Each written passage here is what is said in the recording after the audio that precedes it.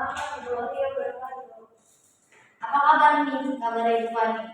Alhamdulillah, saya baik.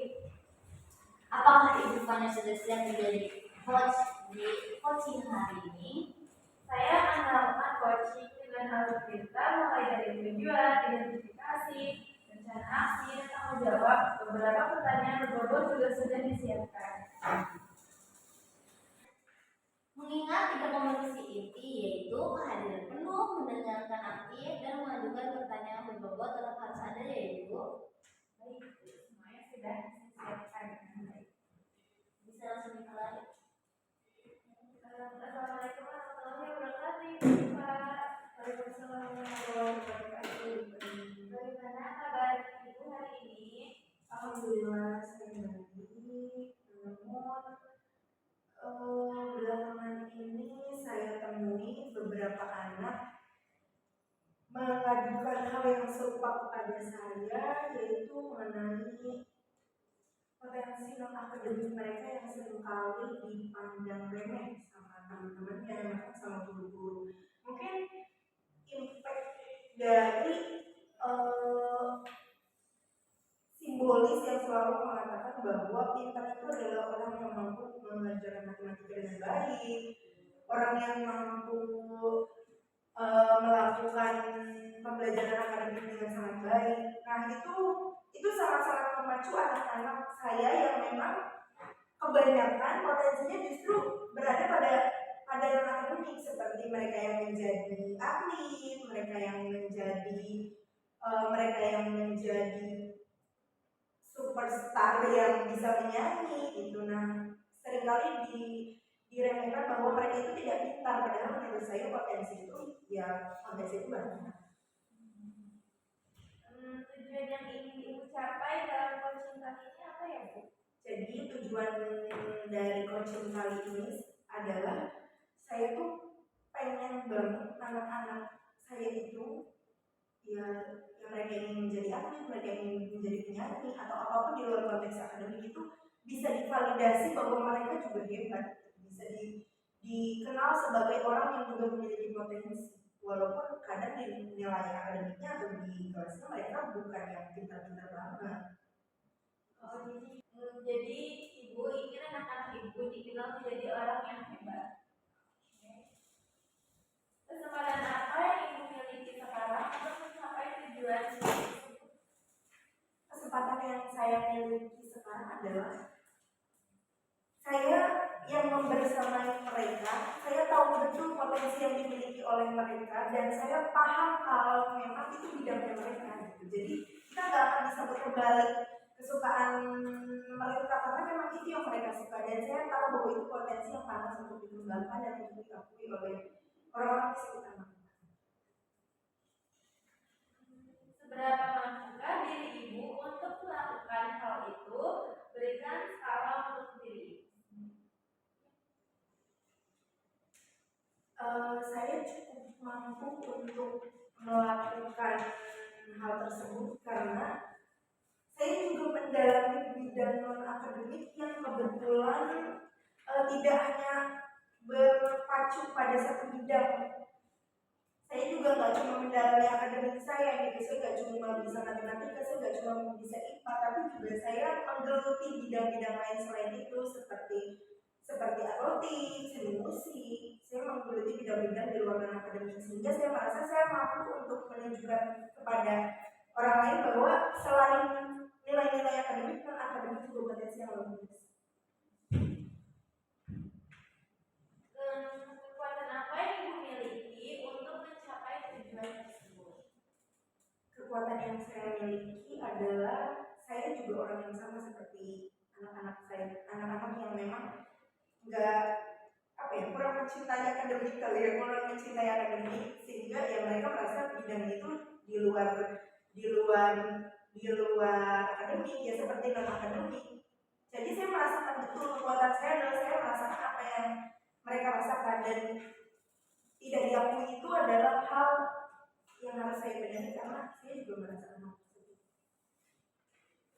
Dalam menangani masalah tersebut pasti terdapat hambatan ya Bu. Bagaimana Ibu menanggapi dan solusinya bagaimana?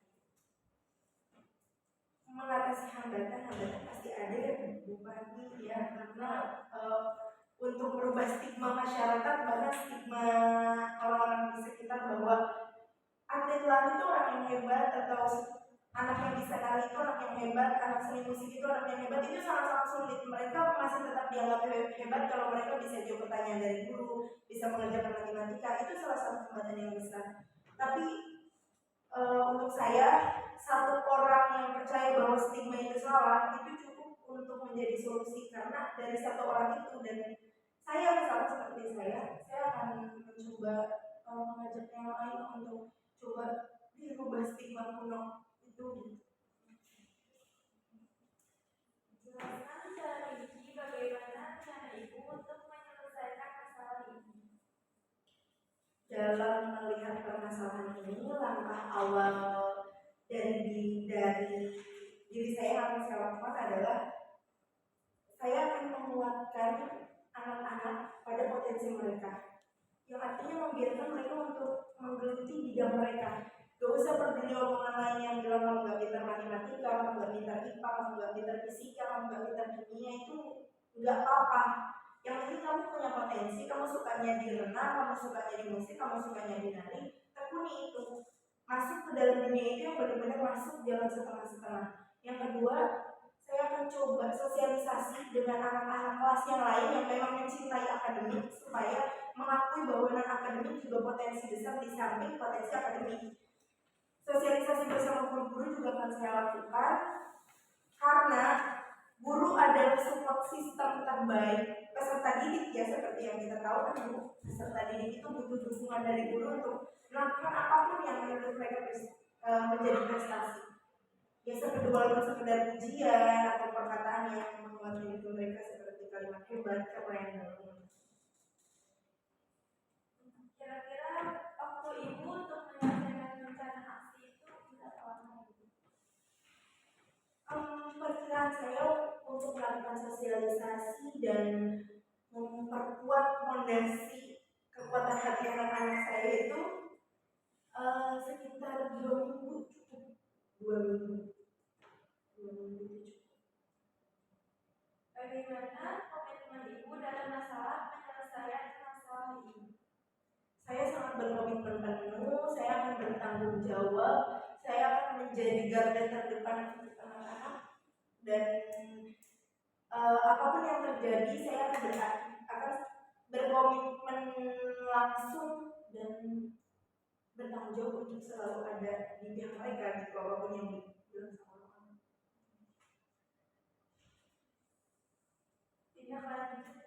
Tindak lanjut dari sesi coaching ini bagaimana? Tindak lanjut dari sesi coaching kali ini, saya akan meneruskan apa yang sudah saya mulai, seperti sosialisasi, penguatan terhadap anak-anak. Saya akan melakukan itu secara terus-menerus sehingga menjadi habit di lingkungan yang mereka kenal. Baik, terima kasih Bu Diva atas sesi coaching kali ini. Iya, selanjutnya saya serahkan ke observer.